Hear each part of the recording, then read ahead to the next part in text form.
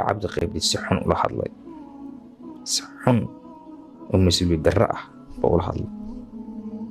عبد القيب إنه كفل عليه إنجليش بوره كويري ما أكتها ورا أنا هاي جنرالك بوليس الصومالي حكومة إرجعوا إنجليش كويري لكن جوابتي إثيوبيان كواحد نقطة إرجعت فرما وها you are nothing أول وحبا ما تيد عليك وحبا ما تيد ده جنرال صحت هاي أنا والكم ما يمادين ساسي ودقان تامني عاديات intaas markii dhacday Cabdi Qayd markii ciidamada la socda ciidamadiisii badanka banaanka joogan laakiin dhowr wiil xaga taagan laakiin waxa nagu hareereysan Ethiopian special ah marka askariga Ethiopianka kalsoonida inta lagu qabaa Soomaalidu Ethiopianka markii meesha joogan xitaa in qori haystaan ma oga Soomaalida la socota nimankaas macnaheedu